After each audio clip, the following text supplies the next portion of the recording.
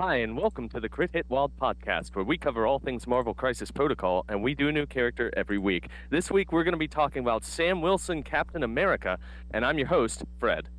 I'm Brad. I'm Steven. And we are joined today by a special guest. We have joining us Tom. Tom, say hi to everybody out there. What up, everyone? So we discussed the Akron Brawl last week, and we have I'm gonna spoil it. We have the winner of the Akron Brawl here today. This is Tom. He took home the gold medal for this tournament, and we wanted to talk to him a little bit about the list that he brought, and just pick his brain about how it was that he was able to take home the gold. But before we do that, let's talk about some upcoming tournaments. So, coming up in the near future, on September the 6th, there is a tournament at Round Table Games in Dublin, Ohio. That is run by Tom, the gentleman who is joining us here today. Do you have anything to say about the tournament there, Tom? Nah, it's just a local event. We're pretty chill. Okay, all right. Yeah, so if you are in the area around Dublin, Ohio, you should go check that out. Then coming up on September the 20th is a tournament at Lost Legion Games and Comics. That's in South Charleston, West Virginia. That is our local game store, as in mine and Brad's. And this will be a very small event. It's very likely going to be just me and Brad. We'll see. We'll see. We could probably get some more people in. Someone Do you else think will be there. that Someone. Yes, we'll have some other people. But then coming up on September the 27th, there is a tournament at Fabricators Forge in Pittsburgh, Pennsylvania. This is the next Appalachian Cup qualifier, and it is also an LVO qualifying event. So the winner will get a ticket to LVO. This is the big one. I will be there. Brad will be there. There will be plenty of people present. So if you are going to be in the area around Pittsburgh on the 27th of September, you should be attending. Okay. That is it for our upcoming tournaments in the near future. So let's roll right into our discussion with Tom. Hey, Tom, tell us about the list that you took to Akron Brawl. Sure. So Inhumans are one of the, I'd say, better affiliations currently in the meta. They have kind of 6 basic models you're going to see in every single list, and I'm talking strictly Black Bolt 1, which is Black Bolt, Karnak, Gorgon, Lockjaw, Voodoo, and Quicksilver. Voodoo specifically in Inhumans is a whole different beast, because the entire way you play him is just funneling him power from the start of round 1, basically. Gives you a huge amount of board control on the extract game, and pretty much everything with Inhumans is based around the extract game. There's a flex slot that everyone kind of goes with Toad for a 2-threat. I go with Okoye, and that's very specific to understanding this meta we're in, which I don't know if you've noticed, but the West Virginia and Pittsburgh folk are really punchy, and they like to hit things. Accurate. So I've seen that in the last couple tournaments that I've not attended all of them, but I've heard stories. And then you've got kind of 3 flex slots afterward, and I went for a 4-5-6 spread of Beta Ray Bill, Dracula, and Hulk. And honestly, Dracula is the really spicy pick there, and I'll talk a little bit about that once we get into it. Okay. That I'm very interested already. So that's nine. Oh wait, is that 10 characters? Hold on. Is that 9 characters? Do you have one more? I think that was everybody. No, it's Okoye. Okoye is the one I'm missing. Correct. Sorry. Yeah. Okay. So, go ahead. I was gonna just kick it back over to you. What were you about to say? So on that, I mean, Inhumans have access to one of the best flex cards in the game for their extract type, which is Terra Genesis, which is just brutal to play against if you're not expecting it, and you could spend the entire game playing around it. But you'll see any Black Bolt 1 list is probably going to be running Terrigenesis in all civilian extracts, and then it's kind of up to you which ones you like. And then secure wise, I actually love Inhumans at 16 threat, but I hate Fisk. So I definitely wanted to include D shape for Cosmic Invasion, and then it's just kind of more spread out shape because I have a Lockjaw and Macron because Macron's cool. Okay. Okay. Those are. So you're saying, tell us about Terrigenesis. You mentioned that earlier, and that you said that there is a way to play the game entirely around that tactics card. What is Terrigenesis, and why is that such a key piece of the kit for the Inhumans? Sure. So the entire Inhuman extract game is number 1, get them, and number 2, take them from you, and number 3, if you're left on 1 life, I can kill you.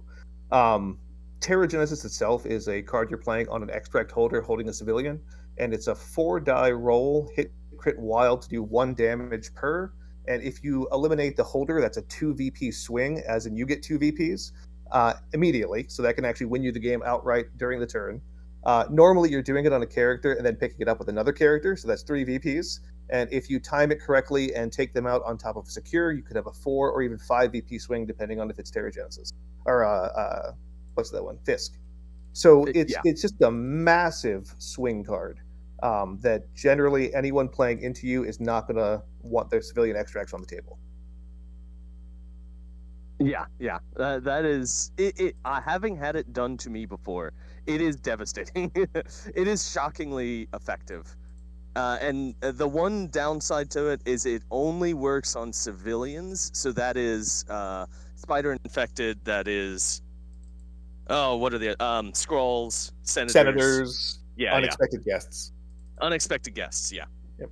So it's only specific crises, but you can play those crises as your extracts.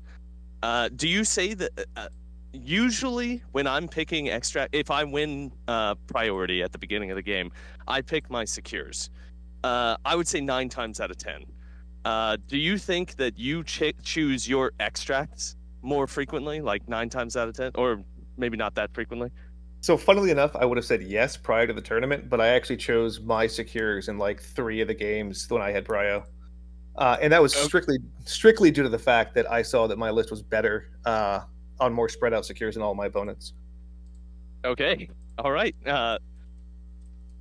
that's interesting. So, what do you think makes your list better on those? Is it just the mobility that you have access to? I have a dog. You have a dog. Yeah, Lockjaw. He is such a key piece in the Inhumans playstyle. Yeah, and you, until you see a good Lockjaw player on the table, you don't realize how much gets done even after round 1 by the dog. I think a lot of people looked at Lockjaw as a turn 1 conveyance device and then ignore him for the rest of the game in terms of what he can contribute. But there's a ton that he does on the table that I don't think people really take account to. Oh, I agree. The ability to place someone within range 3 of themselves, it's range 3 or is it only range 2? Range 3. Range 3. Yeah, that is so far. That's insane. That's wild. And it's also that he's actually one of the very few Inhuman pieces that has a terrain throw. And when you're running a bunch of genuinely, other than Black Bolt's flip side, low health models, you really need something to help eliminate terrain. Just to throw terrain just to get rid of it, not so that it's not used against you? Correct. Interesting. Okay. All right. Well, are there any other crisis cards that, or not tactics cards that you want to call out that are key parts of your kit? I would say, so I think the 2 big ones that I end up using that are not, I think, standard. I'm a fallback player. I understand Patch Up and Sack are fantastic cards, but I have a lot of overlapping bodyguards as is. And with high defense pools and rerolls and the ability to have most of your list as size 2 models, being able to fall back into cover with a reroll is generally better than sacrificing unless you really need to stop something. Plus, with the extra mobility my list has, fallback just makes more sense. Um, the other one I would say is interesting is Warpath, and that's genuinely just a Dracula card or a very niche Black Bolt card. The niche being, Okay. are they going to run Sam Wilson into me? Which is why we're going to talk about him later. Okay, all right. Before we move into the games that you played during the Akron Brew Brawl, is there anything else you want to add? You did mention that Dracula is the real spicy choice in your roster there. Yeah. Do you want to cover that in talking about the games that you played, or do you want to go into that now? I could talk a little bit about Dracula prior. What people don't expect out of Dracula, within the Inhumans lineup especially, is he has a ridiculous threat range from the get go. You're talking about a model that can move long for 1 power. That you could also have be a midline grab by giving him a power out of Black Bull's leadership, or you're just teleporting up 3 to begin with Lockjaw, and then giving him more power and having a bow online immediately. And when you're a medium base model with a range 3 place with a range 3 bow, that's pretty good. It covers generally anything on the midline and a little bit beyond. Wow, yeah. I had never even considered that, but that is terrifying.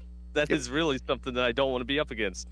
Having played against Dracula quite a bit, he can be a terror on the battlefield. Just all the tools that he has access to, the slap back, the bow, and then also the crazy mobility that is allowed by having Lockjaw on the table must turn him into an absolute monster. Oh, I do not want to play against that. That sounds real rough. It can be really cool because you can actually midline grab, and if you position correctly, move to a side D with a medium move afterward. So you have a ton of flexibility into where you're putting your threat. Okay. All right. Well, let's start talking about the games that you played during the Akron Brew Brawl. So do you have Longshanks open at the moment, or would you like for me to? I do have it open. I am prepared. You, okay, all right. Well, what was your first round like? Yeah, so first round, I believe the guy's name was Kyle. Really nice guy. Talked a lot about comics with him.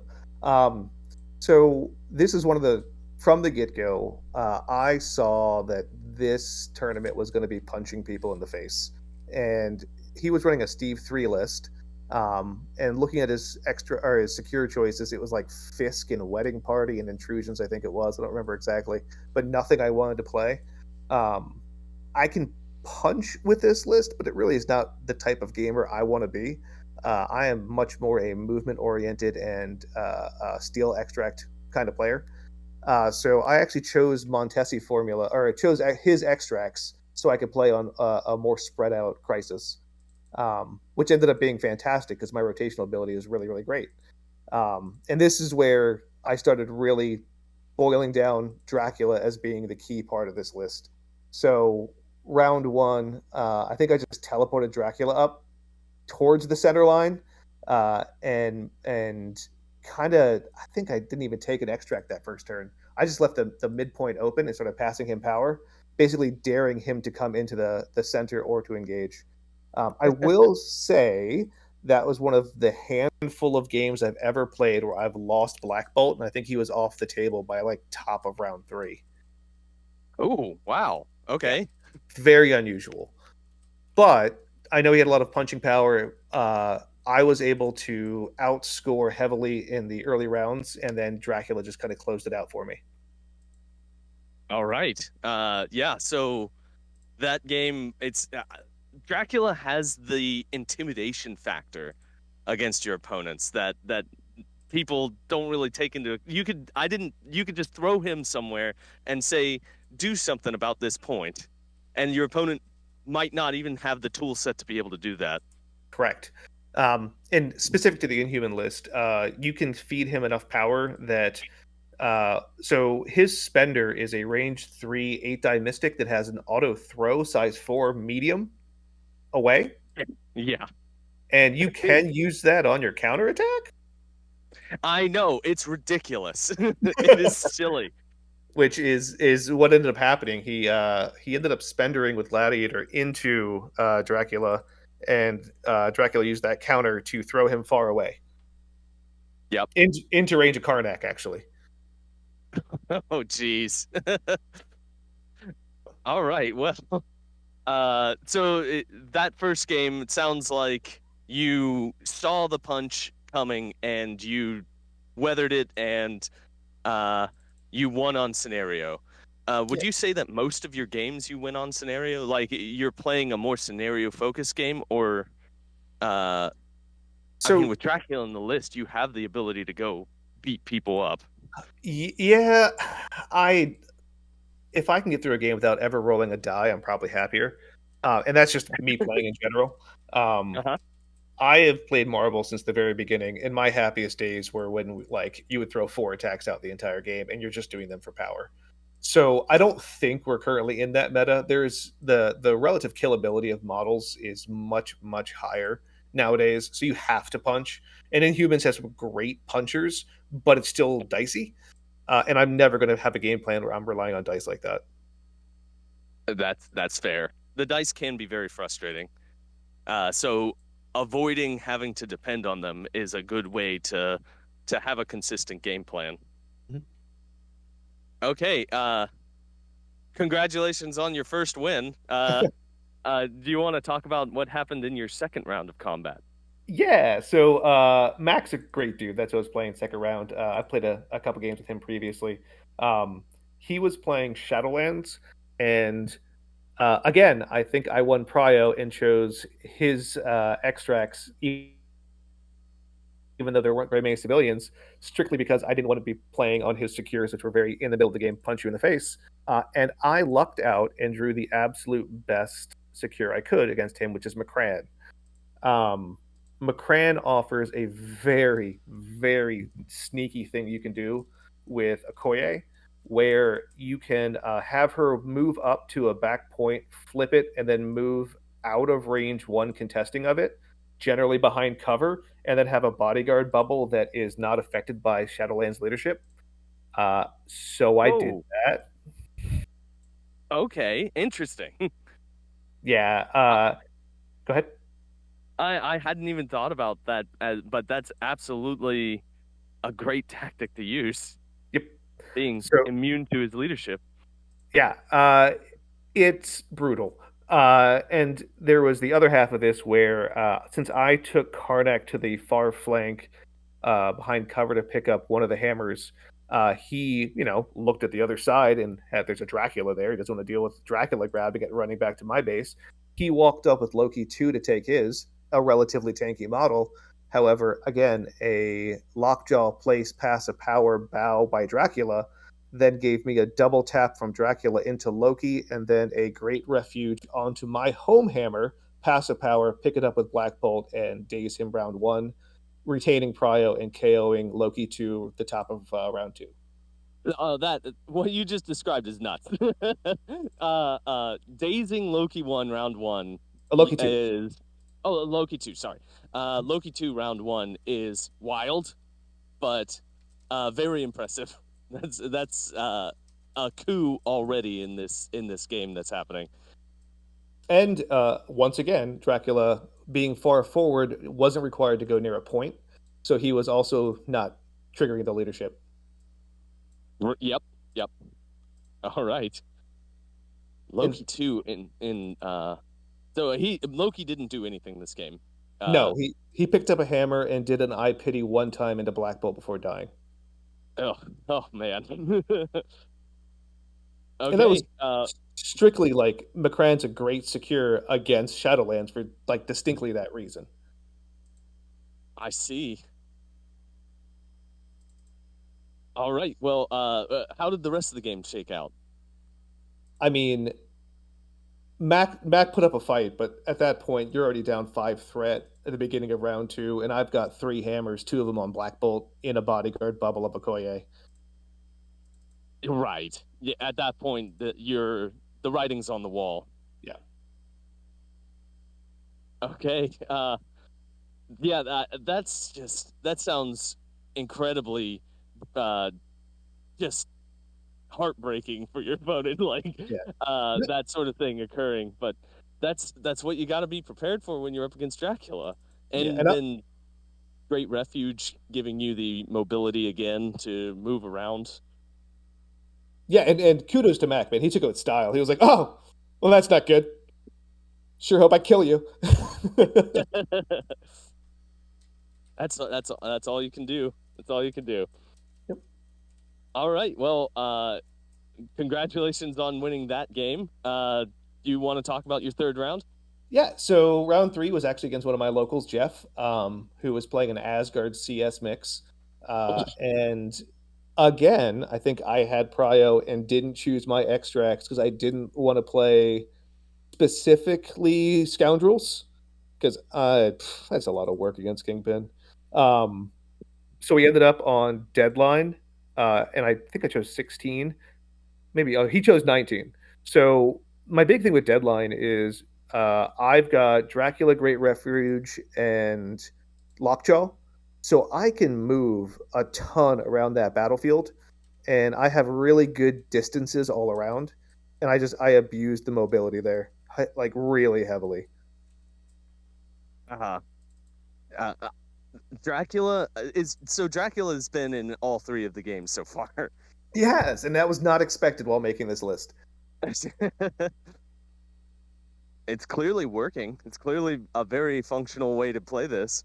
Yep, yep. I mean, it turns out when you've got access to a Black Bolt bodyguard bubble, bow, a counter strike, and a potential Royal Guardians, like there's just a lot of things you can do.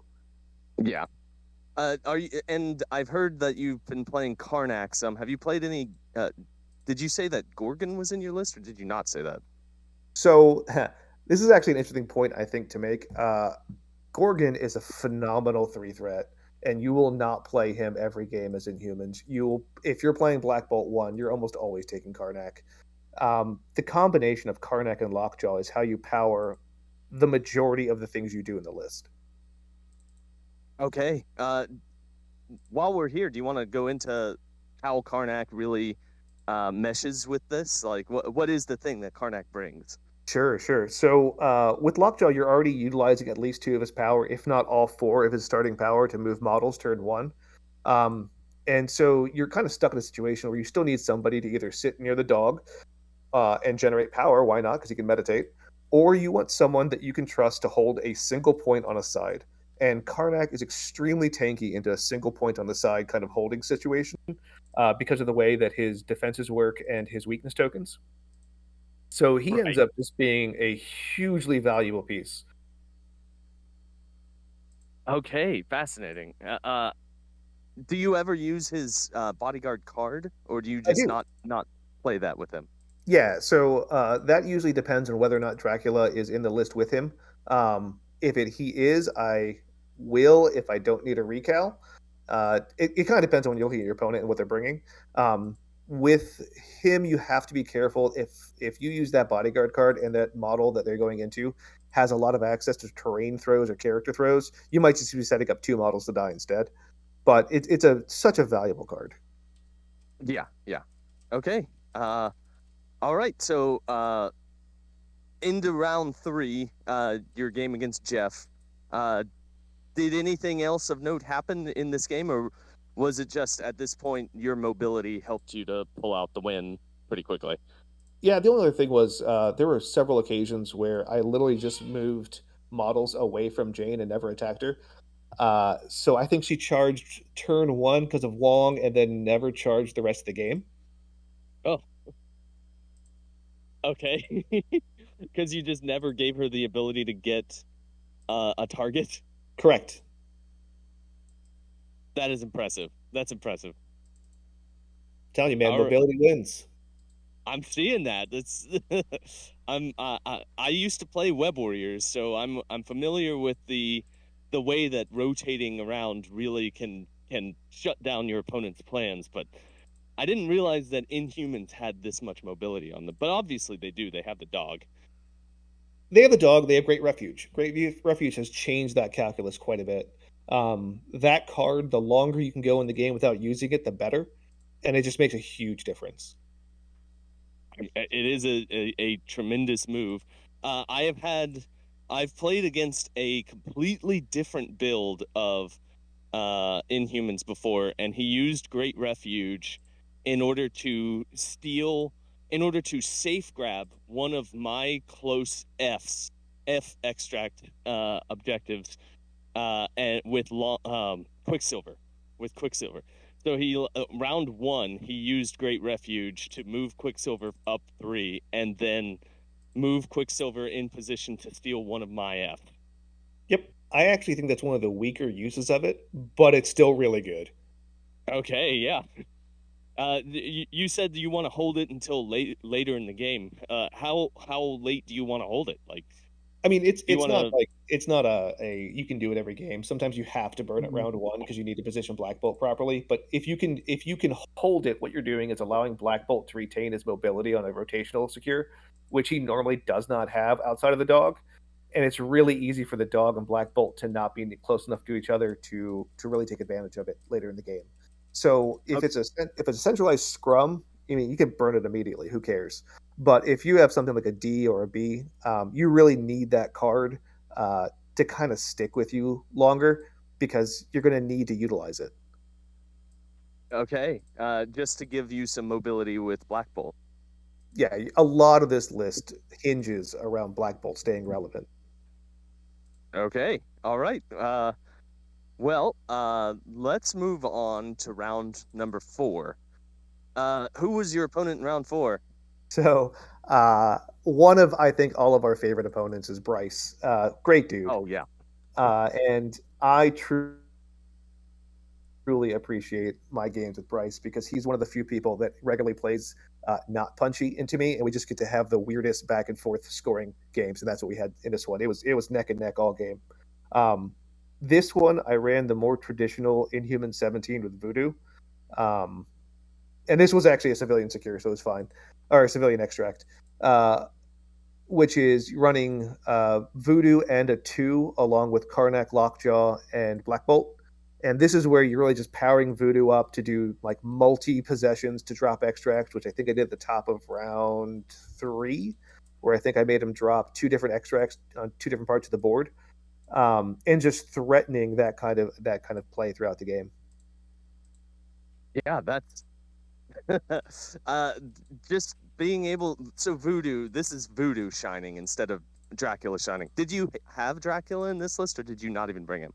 No, there's this is the kind of situation where you can't go that tall.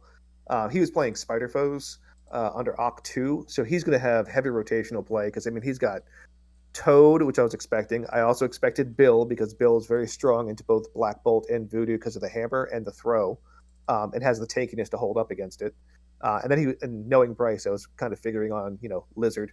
So yeah, so he's got the ability to pull a lot of extracts quickly, and he's got steals through Rhino. Um, I don't think you can really put Dracula in that situation and expect him to maintain relevance because you have too many models. You're going to throw him out of relevance. Okay, well, your command of this game is humbling to me. where being able to judge your opponent's list that's definitely something that I am not strong at. That's one of my weaknesses, and knowing exactly what the game plan is going to be going into the game is certainly not something that I'm good at. And you're showing that you have a very strong command over that. That's probably why you won. Yeah. Probably why you are good at this game. So I always consider myself a very reactive player. I will play a subpar list on my side if I think my opponent won't expect it, and that is strictly because I don't really have a home affiliation. I'll play anything, just because I get bored. But Inhumans has always been one of my absolute favorite factions, and that last release with Karnak, it just made it all sing. Okay, Karnak. You know what's interesting is from what I've seen, which is not everything. Like we don't have anyone who's playing Inhumans right now in our meta, but a lot of people are excited about Gorgon, and Karnak kind of got like a little bit of second fiddle. And it's so nice to hear that that Karnak is the thing that you are taking away the most of from Inhumans, Yeah, from this new absolutely. bot. So Black Bolt 1 requires the power feed structure that you're going to want to play with. And Karnak is basically giving you that flexibility to utilize all of Lockjaw's power round one, or utilize enough of it that you're not afraid of trying to run short later on. I think one of the things I think people don't look at in this game is the various economies inside the game, and I think a lot of the best affiliations are playing different economics. So you've got, let's say, APOC. APOC has a different economic structure because he has the tokens and superpowers he's adding to the list. You've got Steve One, who it reduces power costs across the board, so you're playing a different level of economy faster than your opponent. Inhumans are another one of these where the economy of their power structure is that you can transfer power around. But if you're not planning out your turns and you don't have an excess of that power, you're never going to be able to supply your whole team and interact with extracts and things like that. And so when you're talking about a list that can generate an additional 5 power on its turn with no interaction of the enemy between Lockjaw and Karnak, it's a massive boost to your ability to do things. Yep, yep.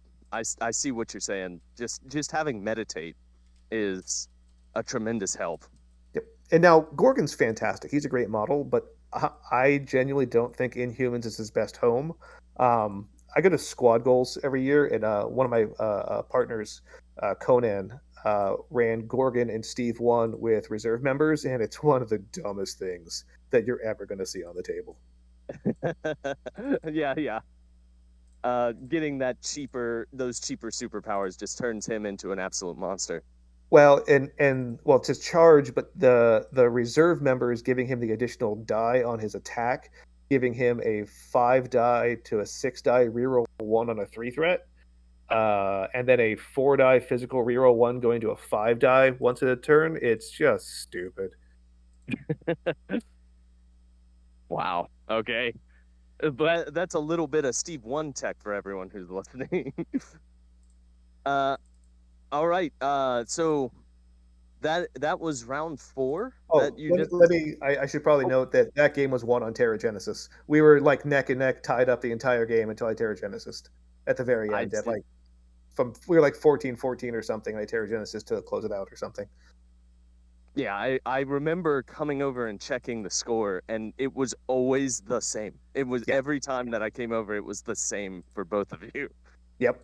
And it was Lockjaw who Terra Genesis, which is almost never what happens. He crossed the entire board. Hey, whatever it takes to get the job done. And this was a case where you won outside of the cleanup phase. You won in the middle of... No, I think it was like we were tied, and I think we both needed like 3 points or something, or 4 points, and I got this, and it just broke the parity, so that the end of round are just being on secures and holding stuff for parity ended up making me win. I see. Okay. But if it wasn't for Terra Genesis, the game would have gone on another round. Right.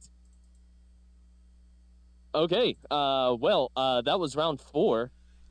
So going into the final round, why don't you talk about who your opponent was and what this game was like? Yeah, so Gilbert's a great dude. I had not played against him before, and going to the top table at a brewery means you've been drinking pretty much all day too. So this was, one of those games. It's like, man, you got a lot of stuff to punch me with. So again, it was trying to avoid getting punched out by a very, very scary Steve One list that's running the combination of Heimdall and Doctor Strange One, which allows you to move models into the attack bubble and have Heimdall have rerolls on his attacks doing counter attacks, and it's a lot of things to think about. And to be frank, my first turn I overextended with Gorgon, thinking he was going to do a little more, and he did not, and he ended up actually dazing Gorgon round 1.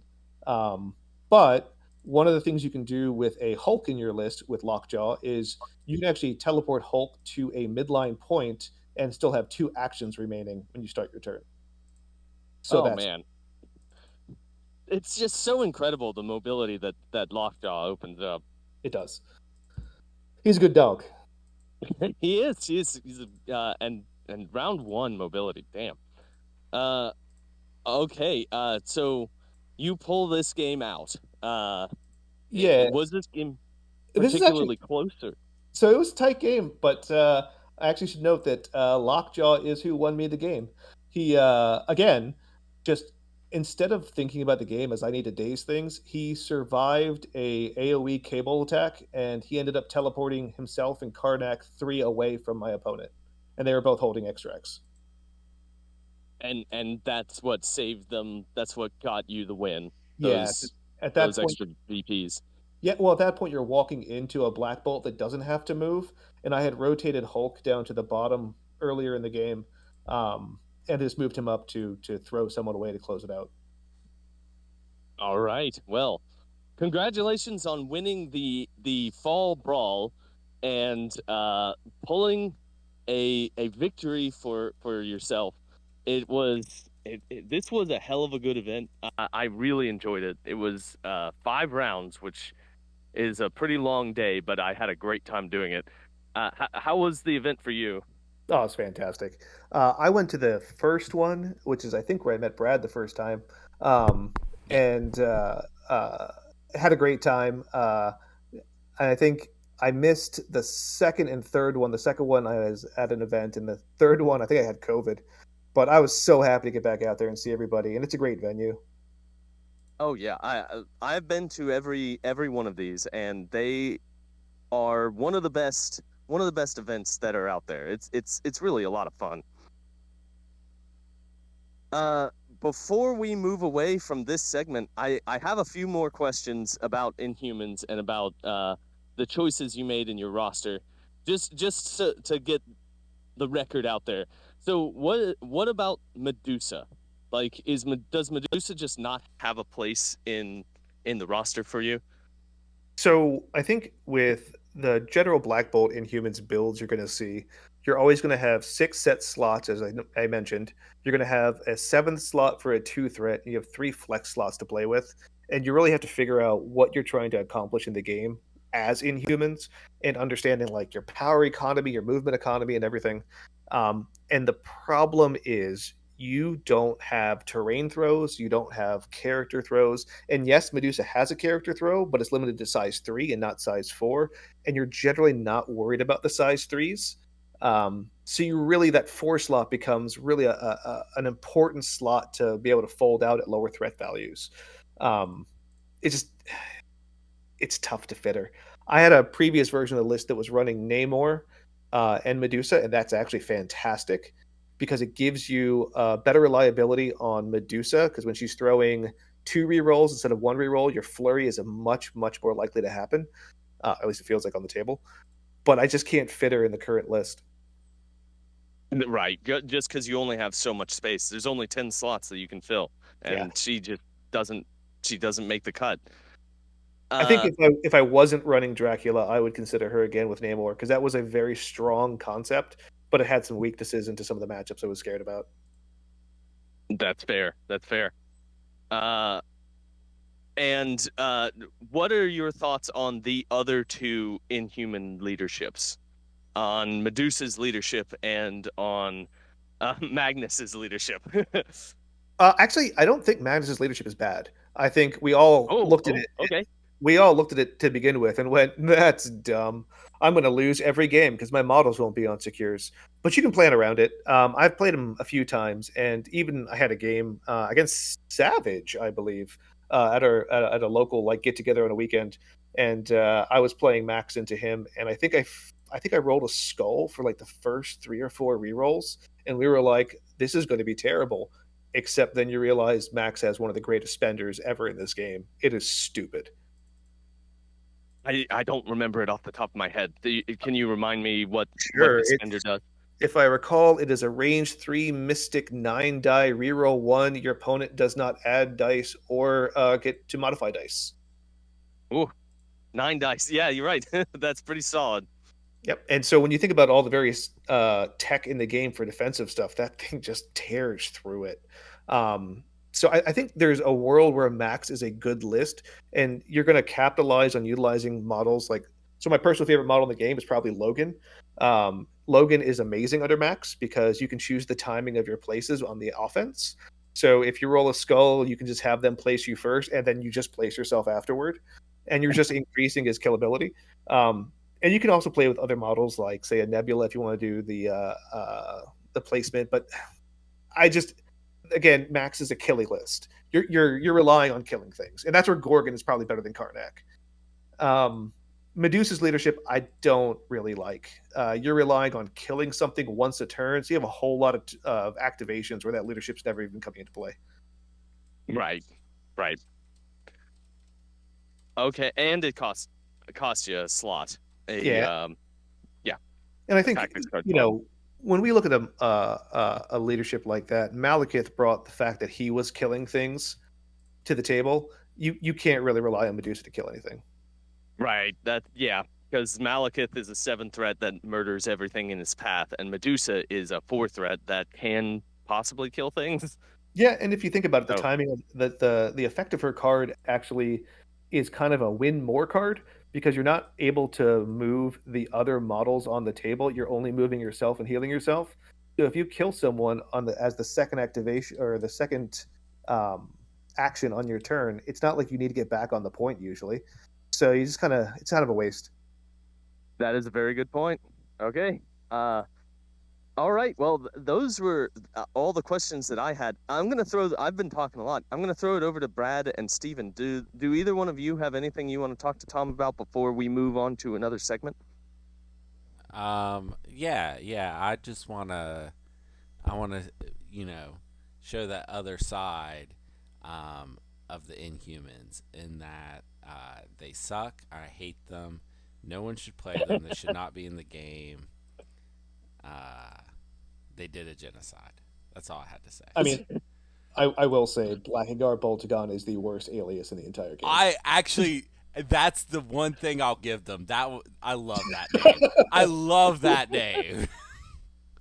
Brad is our local mutant aficionado. Yeah. And the fact that the Inhumans once genocided mutants makes him quite anti-inhuman. Yeah, You prefer child soldiers. Yeah, I do. Wow. This week I started playing King Black Bolt with Cyclops, and then and Okoye, and the rest is X-Men. So I did not copy Nate. Just he did have some cool tech. And I told myself before I played the list that I was going to only refer him as Blackagon, and I totally forgot to do that. And now I am reminded that I need to do that. I will say King Black Bolt, I feel like, is a disappointment from the Inhuman side because he doesn't really synergize with the leaderships available to them. But boy, if we ever have a rule about multiverses, I would love to play him under his under the other good Black Bolt. He synergizes well with Cyclops. So I definitely see it. Yeah. All right. That's all right. Steven. Oh, Steven, do you have anything that you want to say to ask Tom before we move on? No, I think he's done a very good service for defining what Inhumans can do. I will say I did meet Tom at a couple of events, and we've always had a good scrap. So, yeah, buddy, can't say anything more. So, all right. Okay. So let's now move on to our discussion about Sam Wilson. That is. Captain America, I should say, otherwise known as Sam Wilson. His defensive stats are 3, 3, and 3. He has 5 stamina on both sides of his card. He is a long mover on a small base. He is a size value of 2. He is a threat value of 3, and he is only affiliated with the Avengers leadership. But he sees play in a lot more than that. Okay, Brad, why don't you say what his attacks are? Okay, he has 2 physical attacks. The first physical attack is Shield Throw. Range 4, 4 dice, costs 0, gains a power, it ignores line of sight, and the character does not benefit from cover. If this attack deals damage and the target character is size 2 or less after attack is resolved, the target character may be pushed away from this character short. And then he has Wild Ricochet. After this attack is resolved, this character may make an additional shield throw attack. This attack must target another character within range 3 of the original target character and any distance from this character. This additional attack does not have the Ricochet special rule. That's a long one. Alright, his second attack, also physical Red Wing Assault, range 3, 6 dice, cost 4. If this attack deals damage and the target character is size 3 or less, the attack is resolved.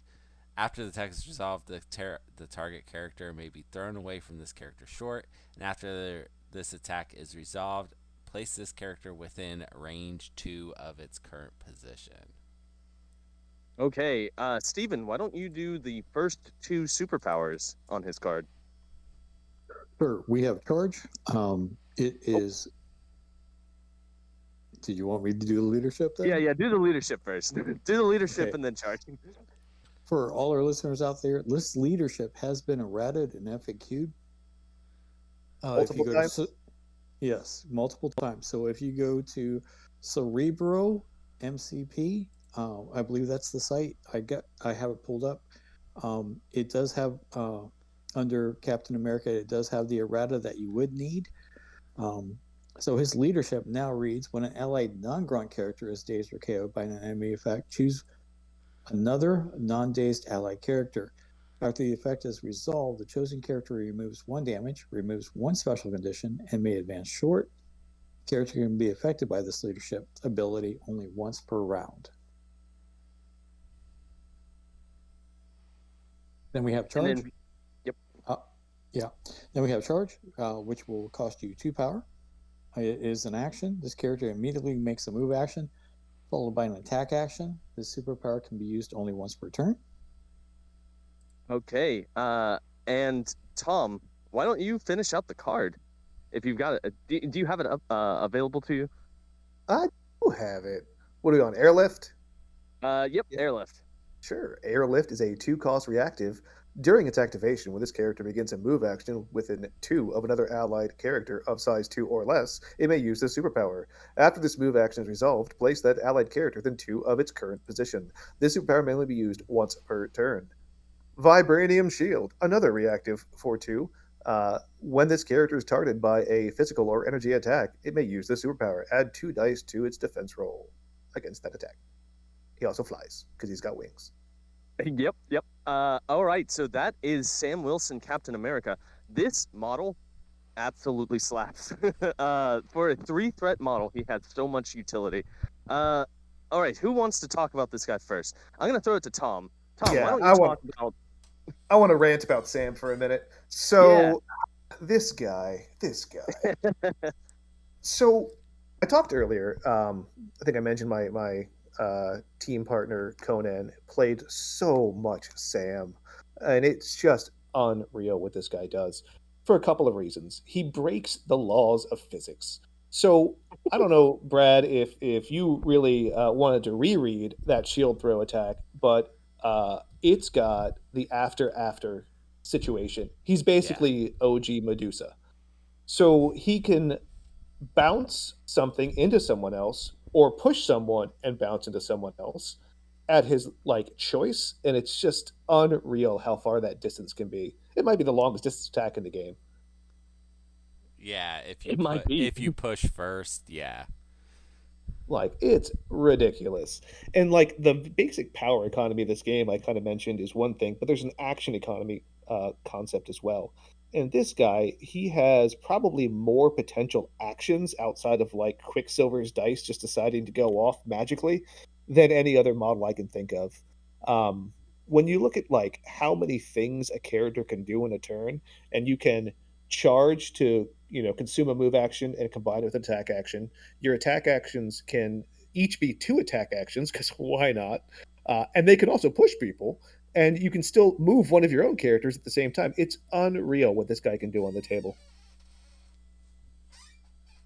Everyone here who is on this podcast has had Sam touch them in a bad way. Like this, the abilities that he brings to the table are wild, and just the utility that he can bring to a team for a 3-threat model. A 3-threat model does all of this stuff.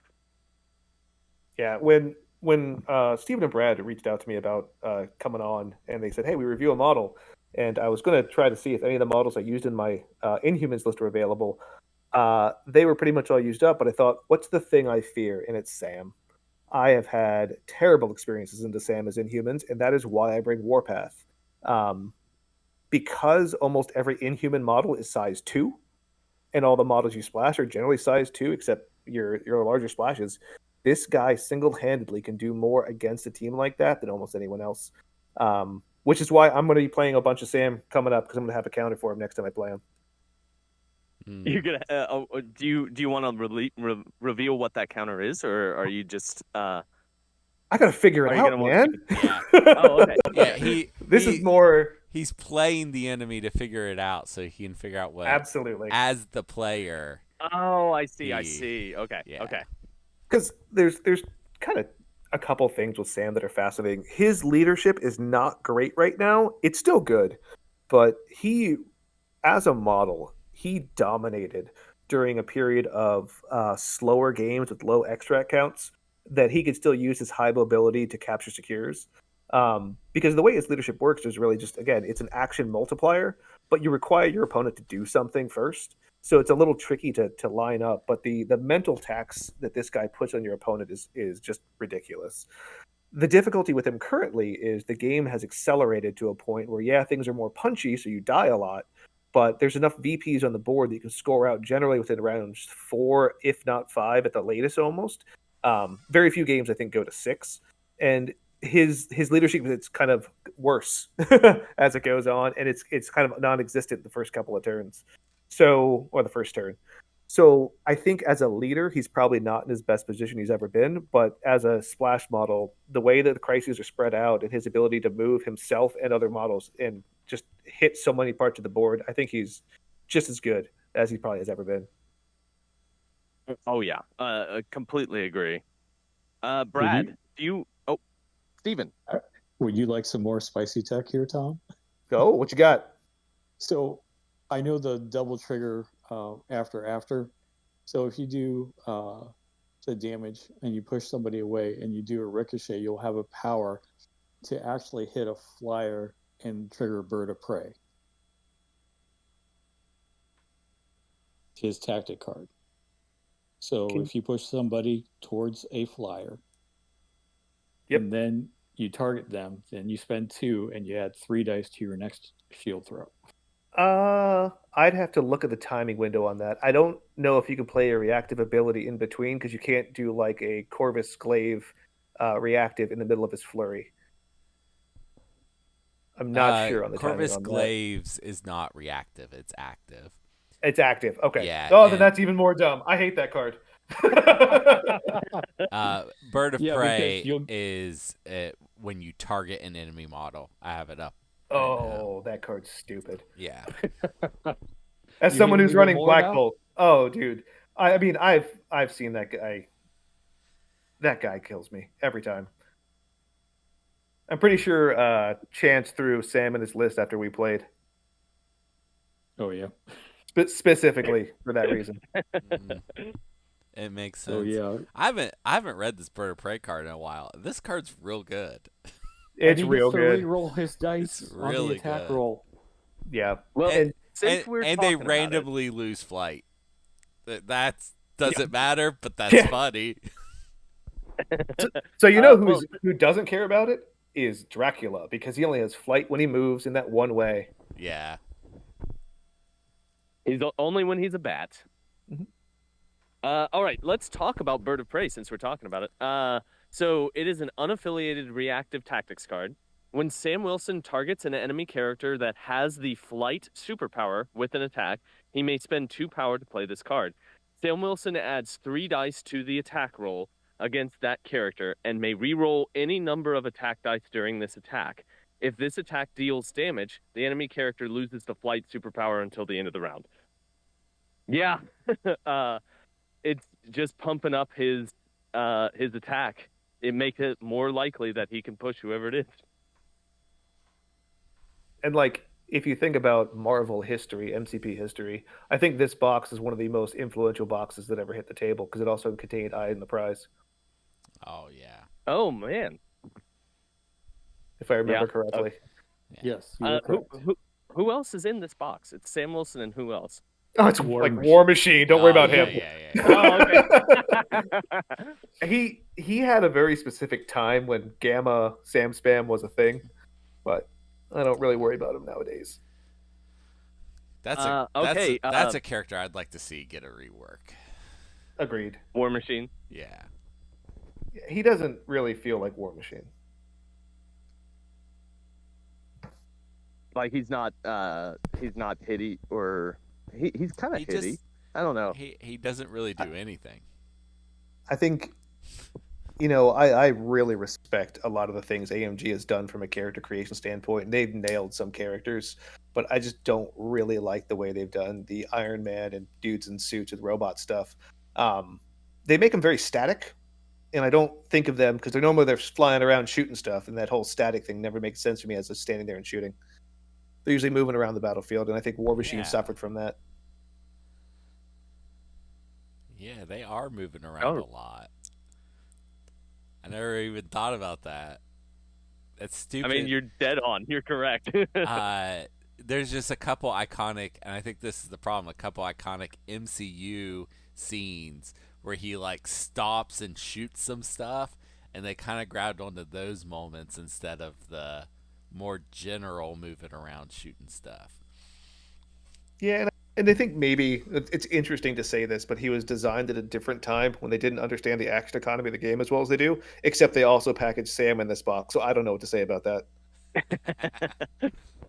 Like, you couldn't have two more different models. Yeah.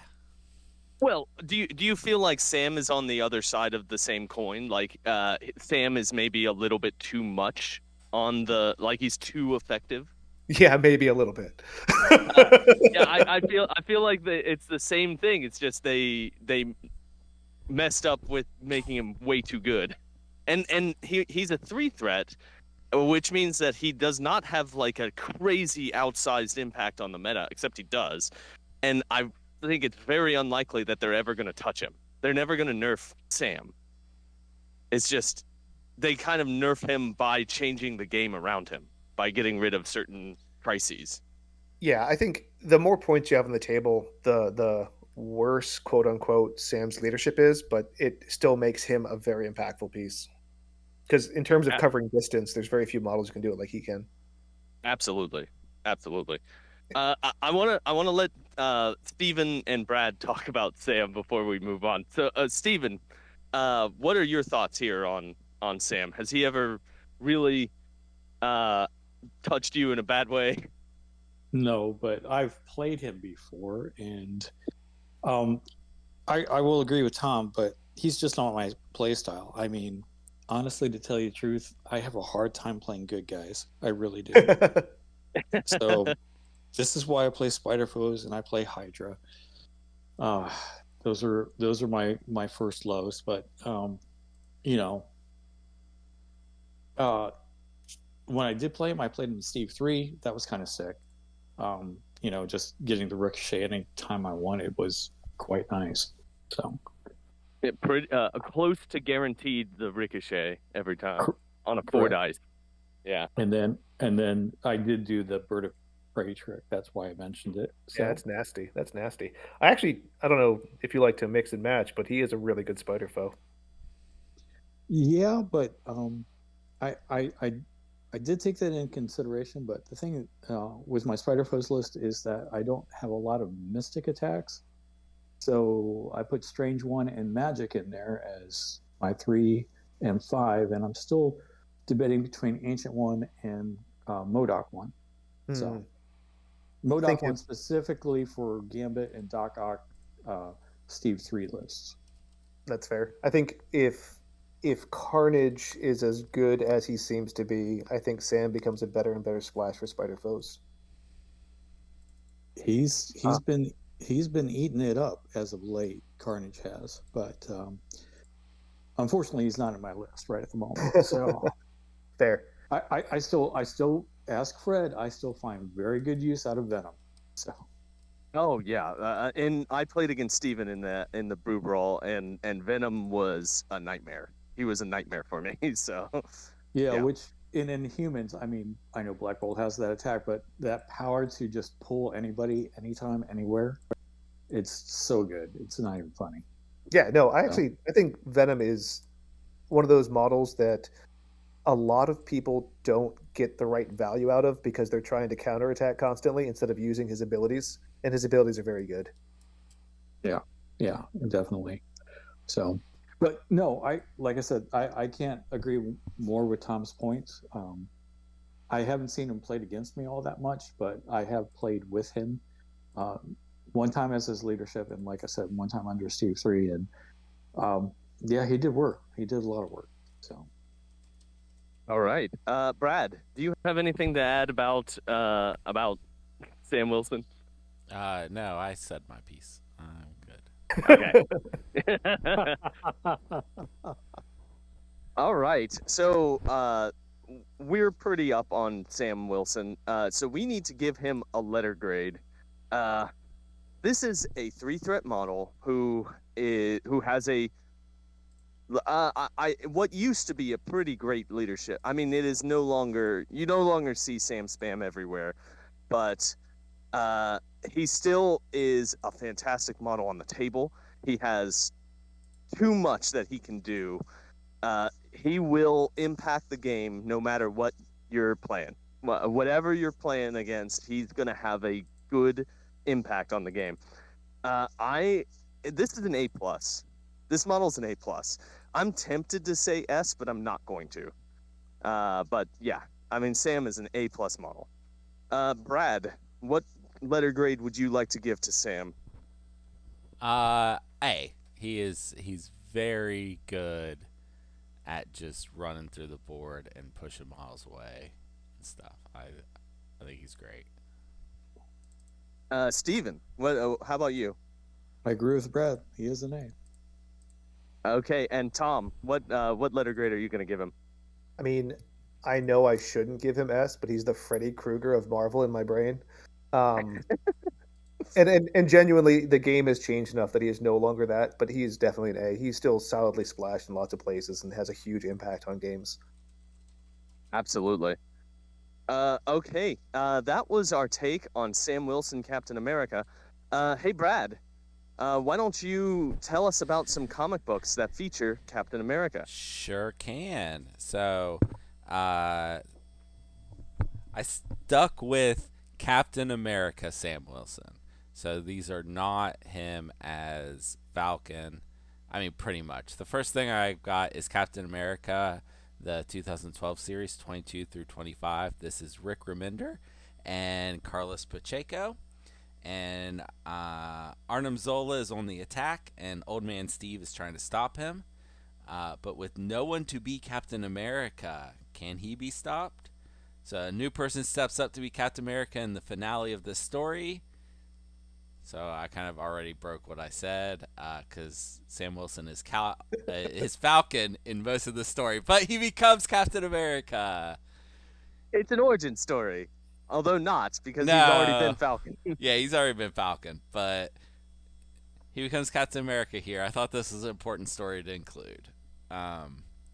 Then immediately after that series, because 25 is the last issue of that run of Captain America, they start a new series called All New Captain America. This is still Rick Remender, but art's Stuart Eminem.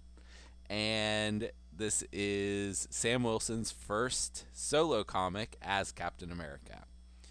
And he comes out swinging, taking on Hydra and a bunch of Captain America villains from throughout all of the history of Captain America. So they really try to cement him in that spot very quickly. All right. And then I've got one more. This is a personal favorite of mine. We got all new, all different Avengers. I'm not a big Avengers fan, but this is my second favorite group of Avengers, I think, after Uncanny Avengers. If anyone knows anything about Uncanny Avengers, they can probably guess why I like them. Are they all mutants? Not all, but there's a bunch of them. This is Mark Waid and Adam Kubert. And Sam Wilson and Tony Stark assemble a new team of Avengers. And Sam is the field leader. The roster includes Miss Marvel, Miles Morales, Spider-Man, Lady Thor. A note about Lady Thor here is her and Sam Wilson date, and this is still in that time period when no one knew who she was.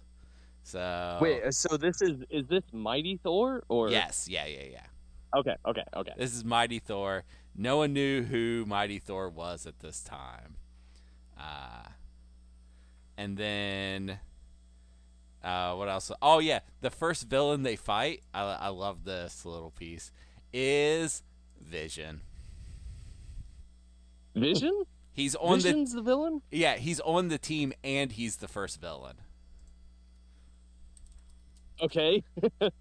All right. Yep. I guess that requires some twists. Yeah, you're just gotta have to read it. I'm not gonna tell you anymore. All right. Well, thank you, Brad, for those comic book recommendations. I think the only thing that's left is my non sequitur recommendation. So, Captain America Sam Wilson was played by Anthony Mackie in the MCU. And the movie that I associate most with Anthony Mackie is 2008's The Hurt Locker. This is a fantastic movie. It's a war movie that's based in the Iraq invasion. And this, it's also, I think, it may not be the first movie, but it's the first movie that Jeremy Renner became a really big actor from. This was where he got his step into the limelight. This movie is tense. It is an outstanding sort of investigation of how war breaks people. It is a great movie. I haven't watched it in years, but I want to rewatch it. I will probably do that soon. Rewatch The Hurt Locker, see how it holds up. But that is my recommendation, and that is it for us today. I want to thank Tom for coming and talking to us about his list and about Captain America, and for just being patient with us as we talk about nerdy stuff. Thanks for joining us, Tom. Absolutely. Hey, I'm reading Captain America stuff right now, so. Hey, great. And thank you to Brad and Steven for joining us, and thank you everyone out there who's currently listening. I hope that the rest of you have a very wonderful rest of the week. Goodbye.